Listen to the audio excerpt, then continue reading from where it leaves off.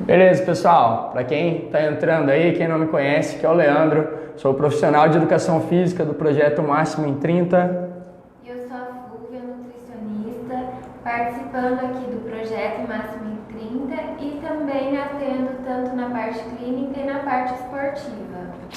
Beleza, galera. Como a maioria das pessoas aí já sabem, o tema da live hoje são carboidratos, até que ponto eles são bons ou ruins.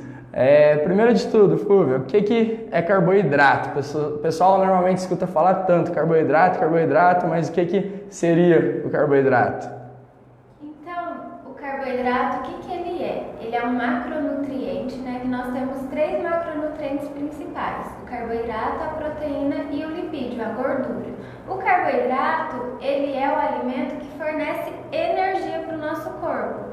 Muitas vezes fala que ele é um vilão, depende da forma, porque se você consumir demais esse carboidrato, você vai acabar ganhando peso. Você tem que ter a ingestão de acordo com o seu corpo, de acordo com o que você gasta.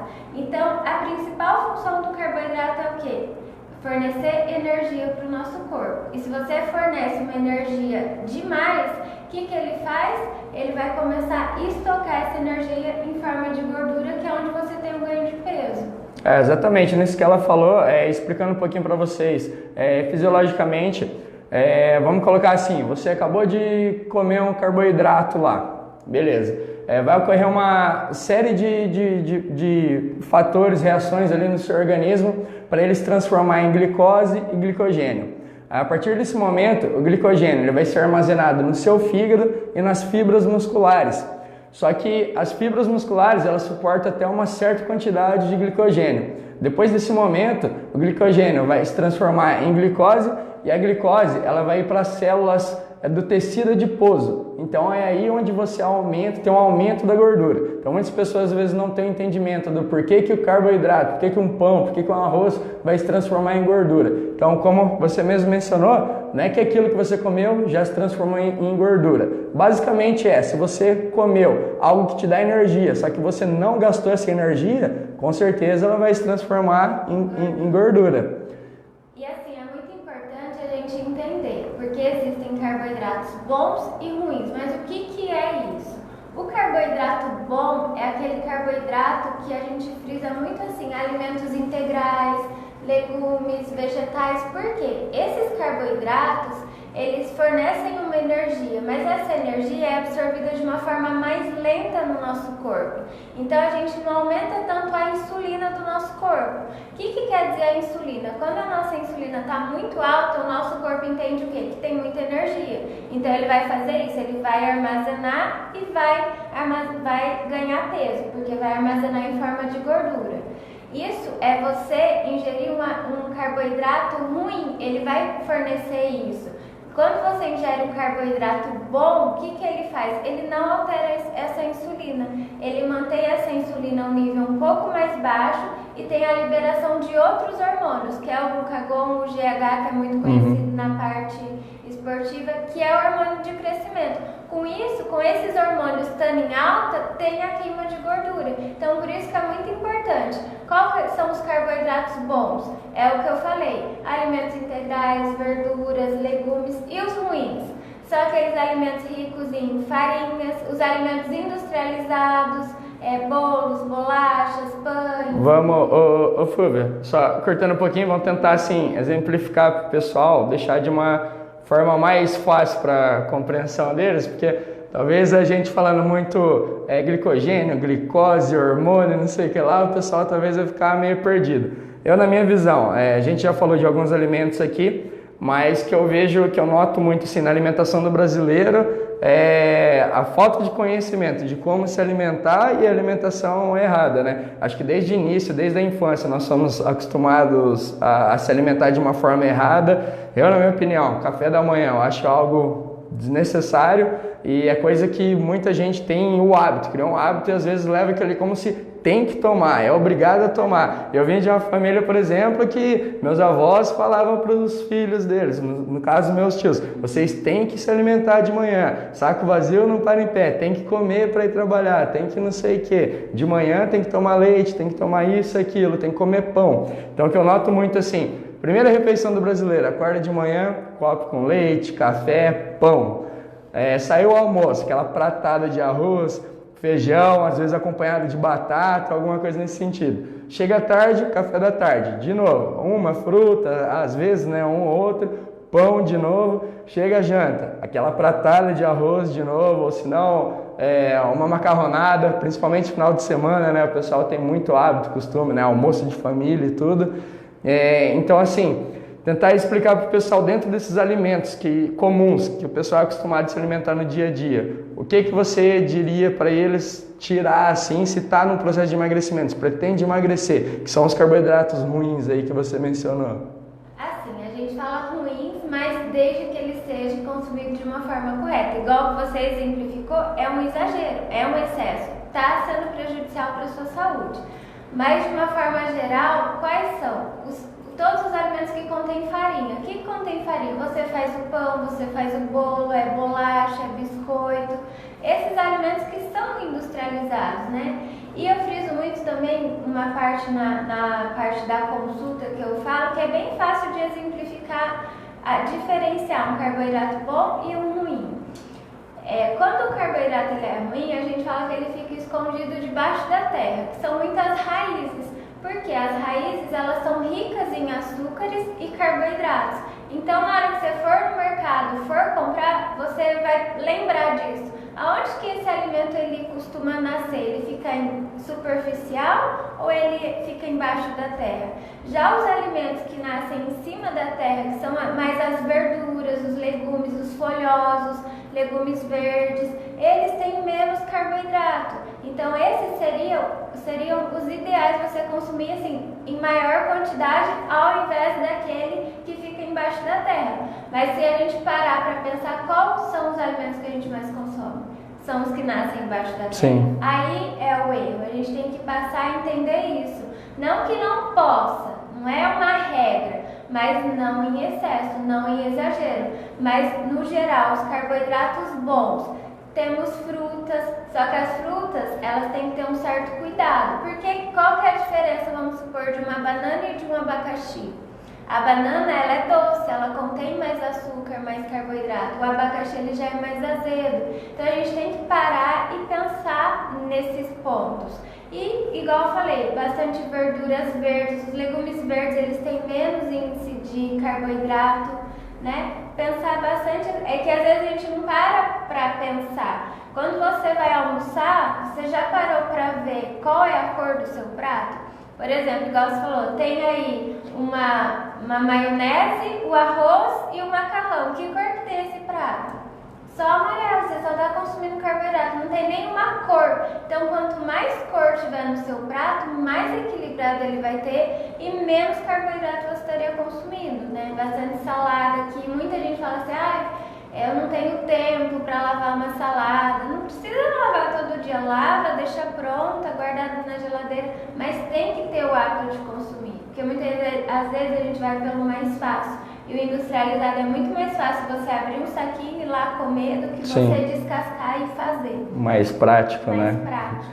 E aí entra numa outra questão também, que muitas pessoas às vezes estão nos assistindo, a gente falando isso, mas eu sou desse jeito, eu conheço outra pessoa que é daquela forma. Por exemplo, eu conheço a pessoa que acorda de manhã, come 5 pães, 2 pratos de arroz no almoço, come pão de novo à tarde e arroz de novo à noite, e tá magro ou tem um físico bacana. Só que aí a pessoa não para pensar que existem as individualidades biológicas. Então, assim, um corpo não é igual ao outro. A maneira que funciona fisiologicamente o meu corpo não é exatamente igual ao dela. Por exemplo, a minha genética não é favorável para a questão de emagrecimento. Eu senti o cheiro de comida e engordo. Mas eu conheço pessoas que se alimentam de manhã, à noite, o dia inteiro e só porcaria, só tranqueira e tem um físico bom, um físico bacana, um físico impecável. Então não tem como comparar com uma outra pessoa, você não deve se comparar com outra pessoa. Vamos colocar assim, de um modo geral, é o nosso organismo. É dessa forma que a gente mencionou que funciona. Você estocou ali carboidrato, vai se transformar em glicose, glicogênio, que se tiver o excesso vai virar gordura. Ponto. Todo o corpo funciona dessa forma. A não ser que certas pessoas, que é o que acontece, sejam favorecidas geneticamente, que são uns infelizes aí, né, que come o dia inteiro e não engorda essas desgramas, não sei por que acontece isso, né? A gente não tem, infelizmente, não temos esse prazer aí na vida. E... É que vai, igual você falou, né? Vai muito do biotipo de cada Sim. um. Às vezes o metabolismo da pessoa é tão acelerado que o que ela come, ela queima. Outras pessoas consomem muito, mas não queimam, então vai armazenar, né? Exatamente.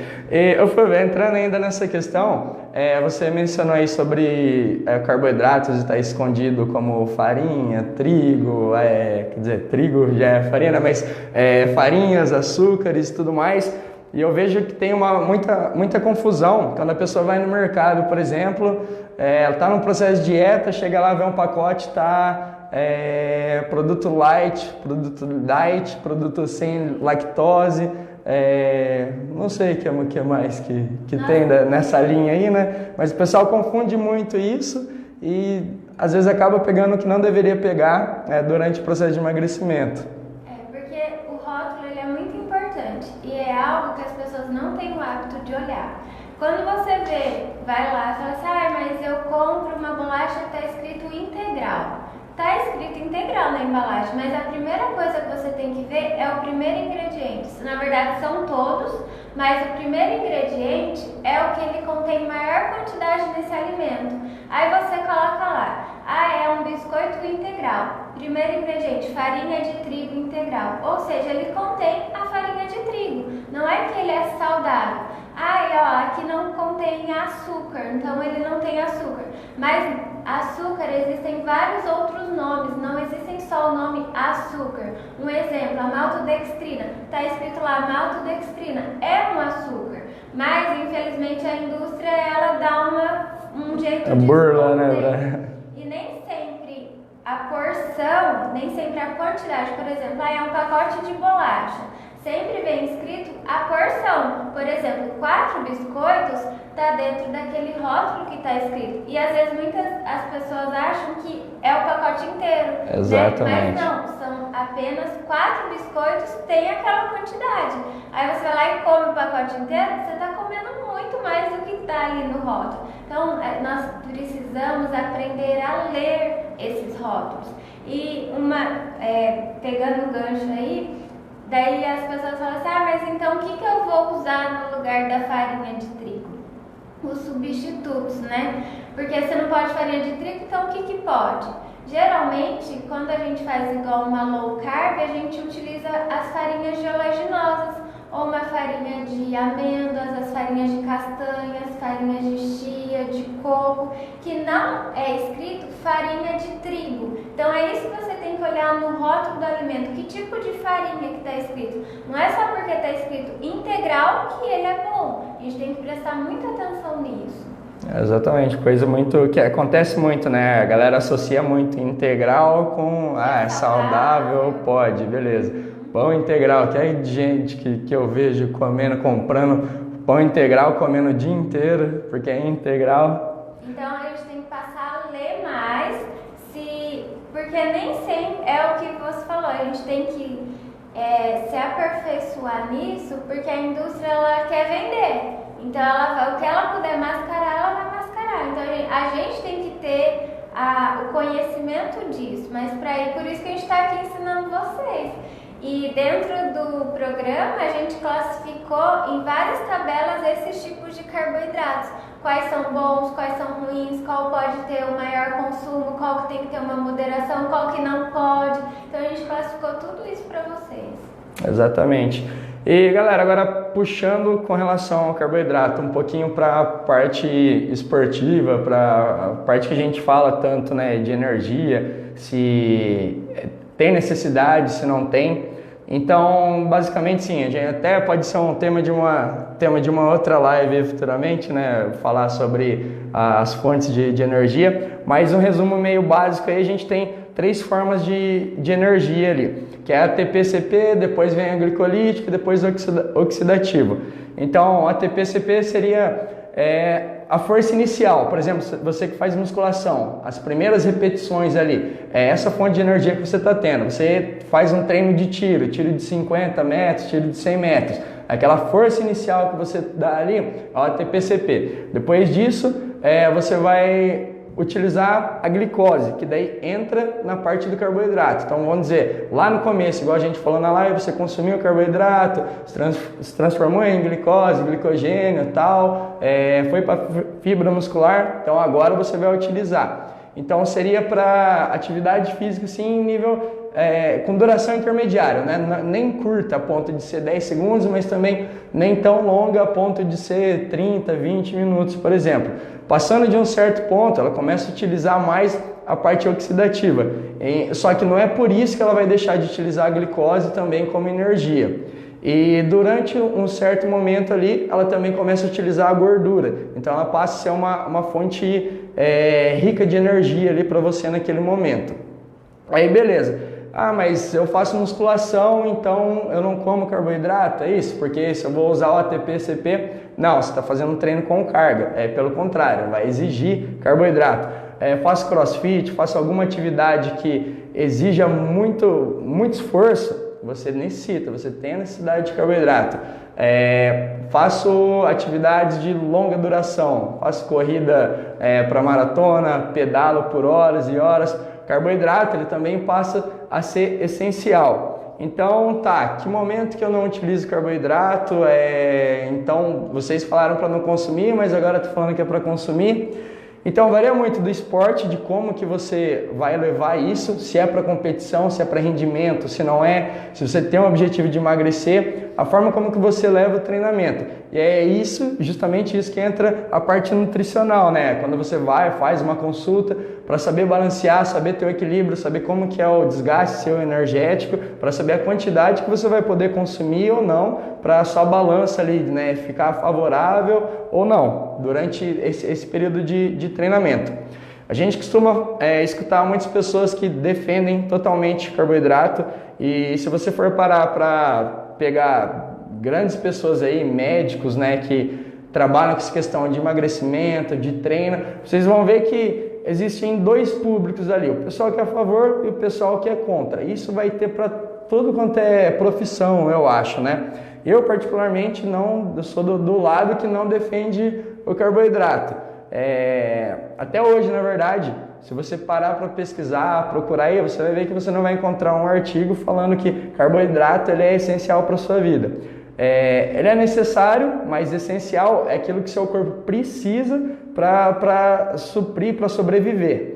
Então, se ele não é essencial, significa que você não precisa dele para sobreviver. Seu corpo vai utilizar de outros recursos, outros mecanismos para conseguir manter, né, suprir essa necessidade que ele teria do carboidrato. Agora, o que é essencial seria os nutrientes como vitaminas, minerais, enfim. Vou dar um exemplo meu. Sempre participei de competição, já tem um tempinho que eu estou afastado. Sempre tive essa questão de ter a perda de peso, de ter que emagrecer para bater o peso. Então, basicamente, o processo ele funciona assim. A gente primeiro emagrece, que tem a diferença, né? A gente tenta emagrecer o máximo possível no curto prazo. Então, quando se fala de emagrecer, que você vai perder a gordura. Você vai tirar a gordura do seu corpo. A partir desse momento, chega uma hora que fica estagnado, você não consegue mais emagrecer. Aí você começa a restringir mais ainda essa alimentação, você começa a pegar mais pesado ainda no treino, e junto com isso vai gordura, vai massa muscular, vai líquido junto, mas a nossa intenção é a balança ali. E os treinos sempre são pesados, então a maioria das preparações que eu fiz aí, não utilizei o carboidrato como fonte de energia. Comia pouco, mas o básico ali era para me manter em pé durante o dia, mas você vê que era algo pro rendimento e não tinha a necessidade, tá bom? Então assim, é relativo a gente falar que você precisa do carboidrato ou não, dependendo da modalidade que você vai praticar. Mas de um modo geral, atividades que exigem um grande esforço a curto prazo, que você trabalhe com carga muito alta principalmente, é necessário até para você não ter algum outro problema, né? Não passar por desmaios, não ter tontura, vertigem, enfim, uma série de problemas. Mas, como nós falamos desde o começo, saber trabalhar com os carboidratos bons, né? Não usar como fonte de energia os carboidratos ruins. Não sei se você tem alguma coisa para falar com relação a isso. Isso que você falou é importante porque muitas vezes a pessoa olha uma outra pessoa e quer fazer igual, né? Mas aquilo lá tem que ser individualizado, de acordo com o treino dela, com a intensidade que ela treina. Às vezes ela não treina tanto, então não tem por que ela consumir tanto. Então tem que ser muito calculado esse gasto, esse plano alimentar dela de acordo com a modalidade que ela pratica e o objetivo que ela quer, igual você falou. Se é mais resistência ou se é para competição, tem tudo isso. Então, tudo isso muda, por isso que é sempre importante ter o acompanhamento. Isso é exatamente o que você falou. Tipo, eu mencionei da minha parte, né? Na minha questão aí dos treinamentos e preparações.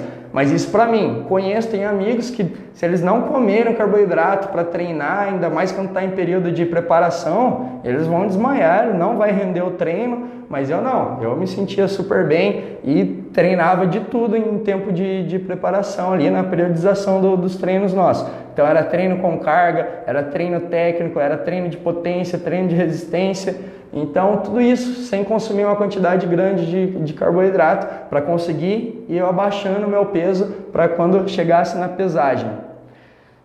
E assim, uma coisa muito importante é que todo começo é muito difícil. Sim. Se você está acostumado a consumir uma certa quantidade de carboidrato e nós vamos diminuir, o seu corpo ele vai sentir isso. Aí no primeiro momento que você sente isso, você já quer desistir. Entende? Então isso leva um tempo. O seu corpo ele tem que acostumar e ele acostuma. Acontece muito no projeto isso aí. A gente sempre tem que deixar frisar bem assim no início, que é justamente isso que você falou. Às vezes dá até uma rejeição ali porque pensa, uma pessoa que tem um organismo ali acostumado a comer pizza, lanche, salgado no geral, refrigerante todos os dias.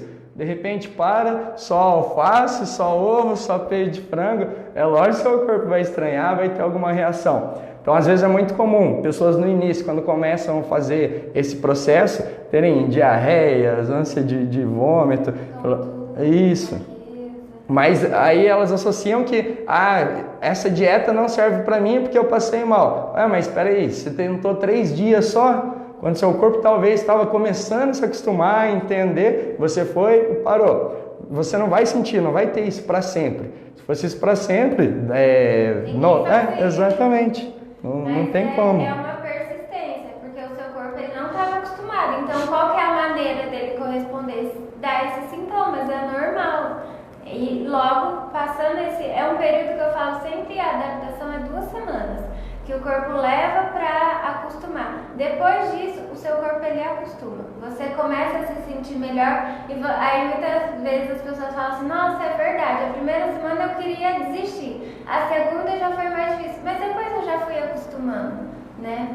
E disso aí, eu, por exemplo, depois que comecei, né, peguei o hábito e tal, passei a entender um pouquinho mais sobre o jejum, sobre a restrição de carboidrato.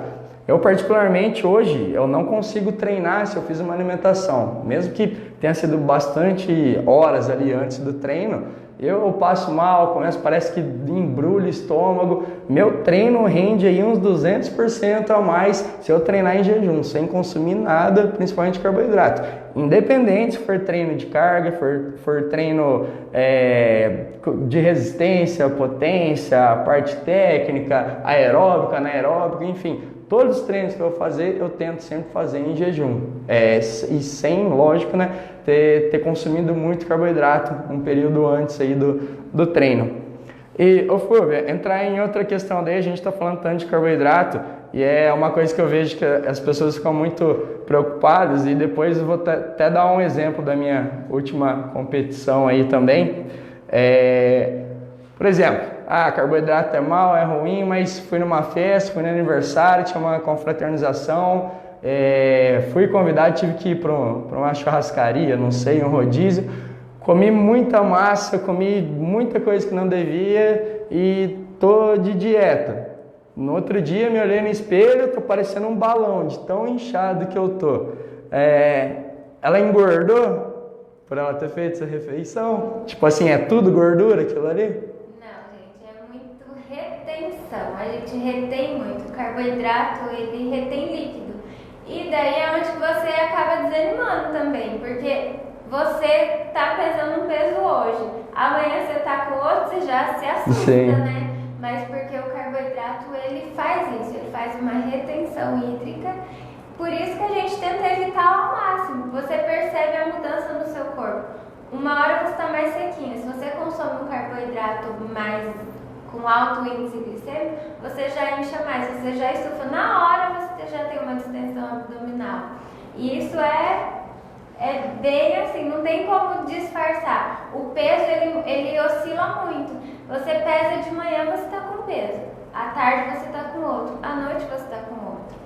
Então é a retenção, não é que você engordou, não é que você aumentou gordura, mas é uma retenção, ainda mais com o tempo que a gente está hoje, muito calor, o nosso corpo tende a ficar um pouco mais inchado, não é que vocês engordaram. Dá um exemplo para vocês, como eu falei, da minha última competição, fazendo a preparação, lembrando que isso não é saúde, tá? Quando a gente fala de rendimento, a gente ultrapassa certos limites porque visamos o pódio ali, visamos o primeiro lugar, sempre, mas é lógico que de uma maneira que seja possível você fazer uma boa apresentação, você ter um bom rendimento na hora da competição.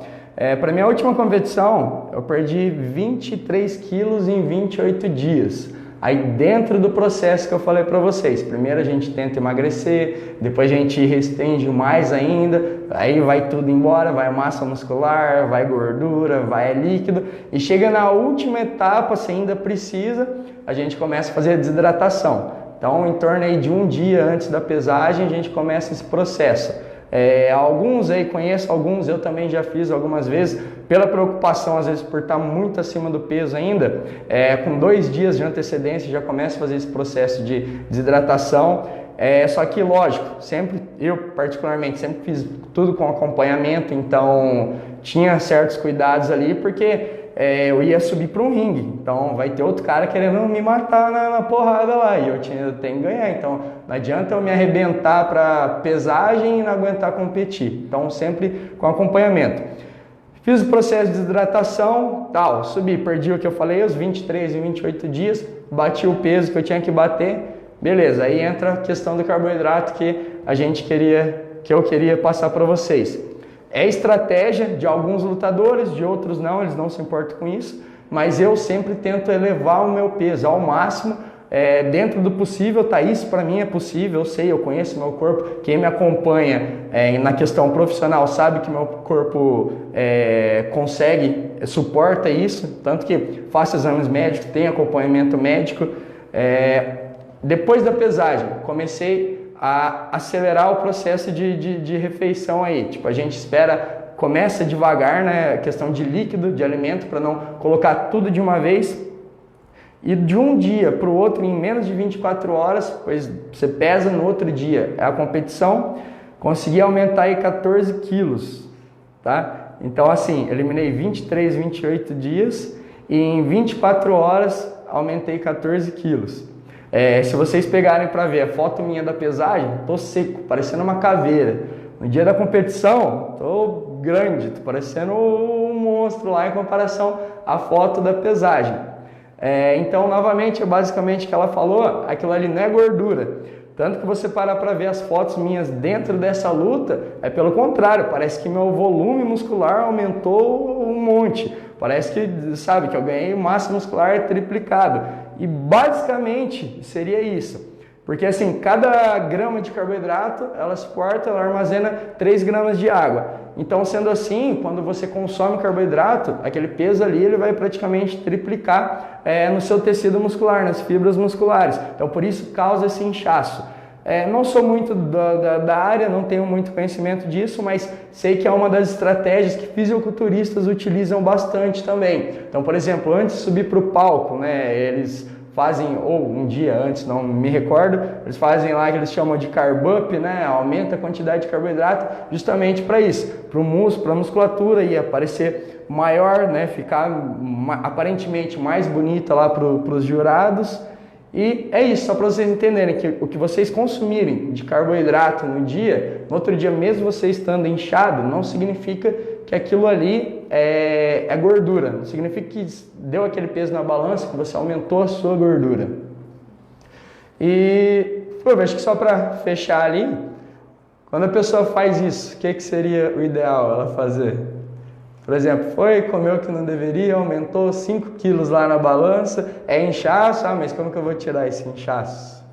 O inchaço a gente consegue muito assim, a parte entra muito aí o exercício físico, né? Porque quanto mais a gente exercitar o nosso corpo, mais a gente vai queimar, vai suar e vai liberar. A gente tem que hidratar, a gente tem que manter o nosso corpo hidratado. Então aí o consumo de muita água, a questão do chás, eu utilizo bastante o chás que auxilia a questão assim de diuréticos, né, que ajuda muito, e a atividade física. E não consumir carboidratos ruins, carboidratos altos, porque senão vai aumentar ainda mais essa retenção. E é isso aí, pessoal. Quem está nos acompanhando aí, o vídeo vai ficar rodando aí. Espero que tenham gostado. E quem não nos acompanha aí ainda, temos o Instagram, temos o Facebook, temos o canal nosso no YouTube. Em breve aí vamos estar colocando bastante conteúdos lá no YouTube, ainda está meio parado. E começo de novembro, vamos abrir as inscrições para a nossa próxima turma do projeto Máximo em 30. Quem também não sabe como funciona, não faz nem ideia do que é esse negócio de Máximo em 30, entra aí nas redes sociais nossas, no Instagram, no Facebook, para você conhecer um pouquinho mais sobre o nosso projeto, sobre o nosso trabalho. Beleza? E obrigado aí, pessoal. Qualquer dúvida, temos uma equipe à disposição e nós também estamos aí.